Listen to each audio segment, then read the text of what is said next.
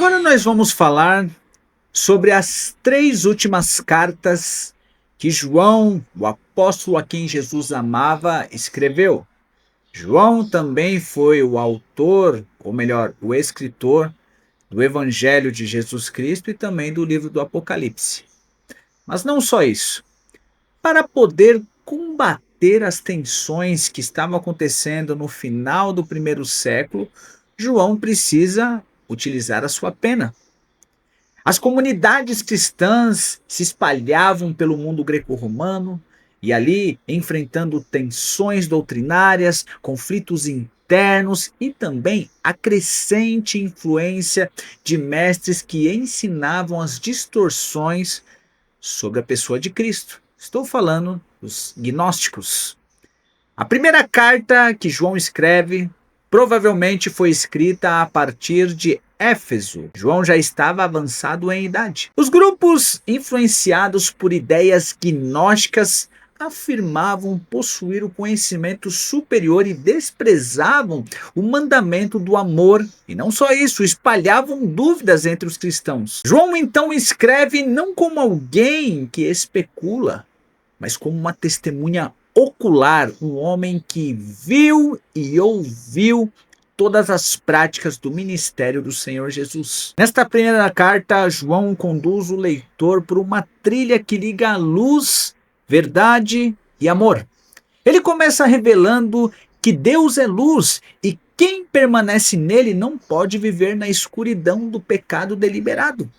Em seguida, ele reafirma que a obra que Cristo realizou é o fundamento da comunhão com Deus.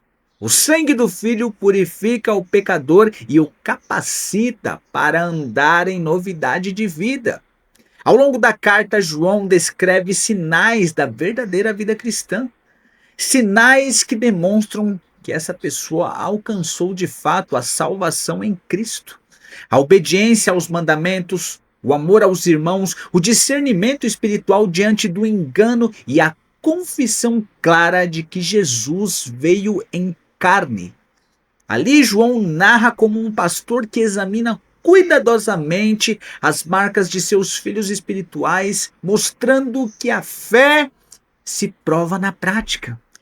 Três temas formam o coração desta primeira carta. A vida verdadeira está somente no Filho de Deus e somente Ele é quem possui e tem a vida eterna. O amor é a marca inevitável do cristão e não pode ser reduzido a um discurso. A verdade não é negociável e deve ser defendida contra qualquer distorção. Com isso, João conclui a primeira carta, assegurando aos crentes que eles podem saber que a vida eterna é algo possível a partir de quando se segue esses três princípios. A salvação é algo que se alcança não por méritos, mas pela fidelidade do Deus que testemunha em favor do seu Filho. Agora nós entramos na segunda carta. Ela é breve e direta, provavelmente enviada a uma comunidade específica simbolicamente chamada de Senhora Eleita. João enfrenta o mesmo problema, os mesmos problemas doutrinários que motivaram ele escrever a primeira carta. Os falsos mestres itinerantes que circulavam pelas igrejas negando a encarnação de Cristo. Como era comum hospedar pregadores cristãos viajantes, João orienta a igreja a ser prudente. Não dá para abrir a porta para qualquer um, principalmente aqueles que vão ensinar erros doutrinários. Nessa segunda carta, João escreve como um ancião que vela pela pureza da fé que existe na comunidade. Ele recorda que o mandamento do amor permanece desde o princípio, mas que esse amor precisa ser equilibrado pela verdade, a verdade da palavra de Deus. O amor cristão não é ingênuo.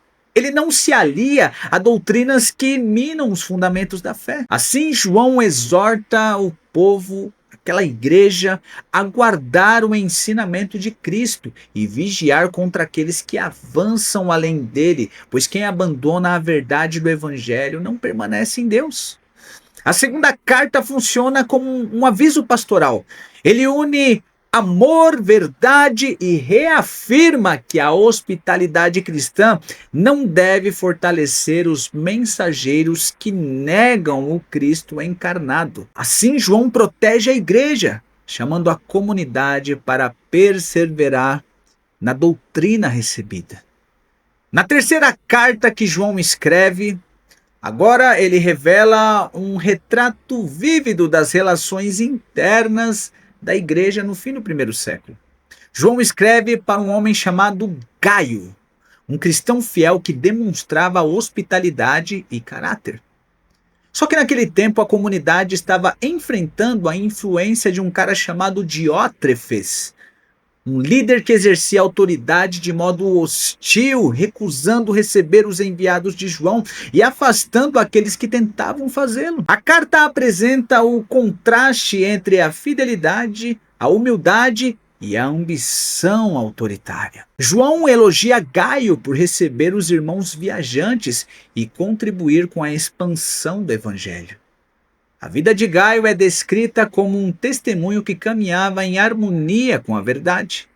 Em contraste com isso, João denuncia Diótrefes por sua atitude egoísta, a sua recusa em reconhecer a autoridade apostólica. O tom da carta é pessoal e caloroso.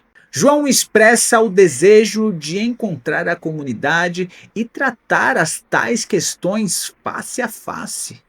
Por isso, a terceira carta destaca a beleza da fidelidade na prática. A verdade não é apenas algo a ser defendido, mas também vivido em gestos concretos de apoio à obra missionária. João também expõe o perigo da liderança orgulhosa que domina em vez de servir. A turma estava virando a cabeça, trocando os princípios, trocando os valores. E no final dessa terceira carta, João recorda o bem e o mal que se revelam no caráter e nas atitudes. Ele aponta Demétrio como um exemplo digno de imitação, porque a sua vida é um testemunho e se confirma o caráter e a integridade. Para concluir, as três cartas formam uma trilogia de preocupação pastoral e zelo pela verdade e defesa da fé apostólica. Em um mundo onde a igreja enfrenta pressões externas e desvios internos, João ergue a sua voz final dizendo que a verdade precisa ser guardada, o amor precisa ser preservado e a vida em Cristo precisa ser vivida na prática. As suas palavras percorrem séculos e séculos, lembrando que a vida cristã se sustenta nessas três colunas: luz, verdade e amor.